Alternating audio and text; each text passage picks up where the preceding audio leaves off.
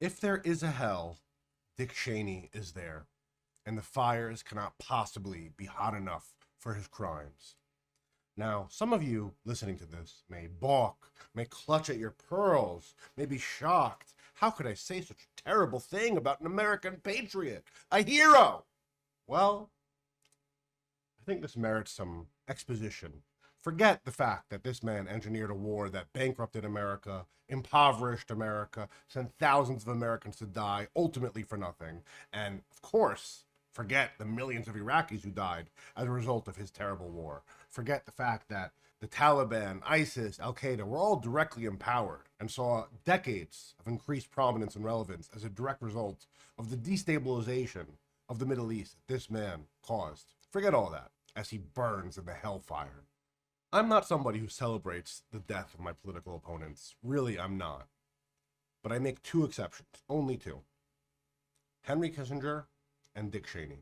And let me show you why. So Richard Bruce Cheney, rest in peace. He served as the chairman and CEO of Halliburton, a military defense contractor. Primarily, they say it's an oil company, but they got a lot of juicy contracts out of the Iraq War. What a coincidence that he happened to be the CEO just before becoming vice president and happened to have $1 billion of fucking stock options. So let's look. A lot of Americans have forgotten this chapter of history, the Iraq War and the opposition to it. But so KBR, which is a subsidiary of Halliburton, got a lot of juicy contracts out of the Iraq War, some of which were building out bunkers for soldiers, okay? Several American soldiers in Iraq that were just there serving their country went to go take showers in these bunkers. Not in the middle of a war, not in the middle of a battle, of firefight. All they were doing was going to take a shower.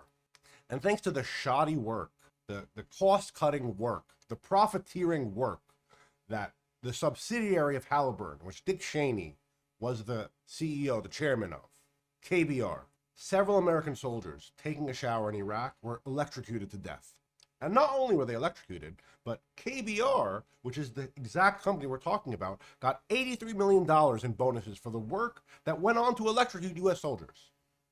So, notably, Sergeant Ryan Maseth, a highly decorated 24-year-old Green Beret, was electrocuted to death while taking a shower at a U.S. base in January 2008.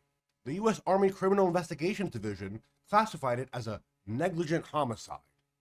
KBR, of course, denied any culpability in the electrocution deaths. Some 18 U.S. soldiers have died since 2003 as a result of KBR's shoddy work.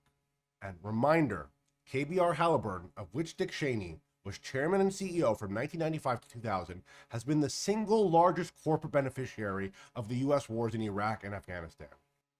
Charles Smith, the former Army official who managed the contracts under which KBR performed electrical work in Iraq, testified that it was, quote, highly inappropriate that KBR received these bonuses for what he called dangerously substandard work.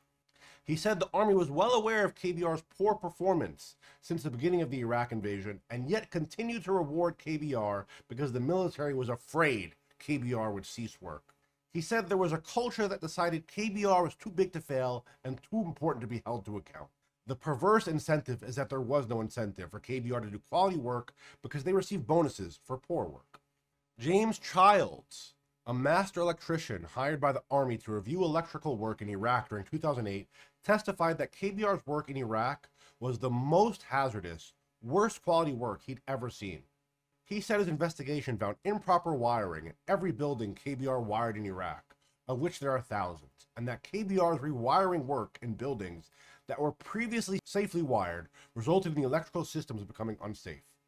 I mean, I could go on, but the long story short is that this demon, who is currently rotting and roasting in the fire pits of hell, profited at least $83 million off of shitty wiring, cost-cutting, cheaply done wiring that directly resulted in the electrocution deaths of 18 American soldiers only going to take a shower in Iraq. That was their crime, for which they were electrocuted to death. So spare me the hagiography, spare me the romanticization, spare me the fucking lectures and poetry and long grandiose speeches about the patriotism and the value of this man and what he did for America. He's a demon. He's a sinner. And he is exactly where he deserves to be, roasting in the fire pits of fucking hell. This is 1% of this man's fucking crimes. 1%. May the flames get ever hotter. Adios. Goodbye and good riddance, Dick Cheney. The world does not miss you.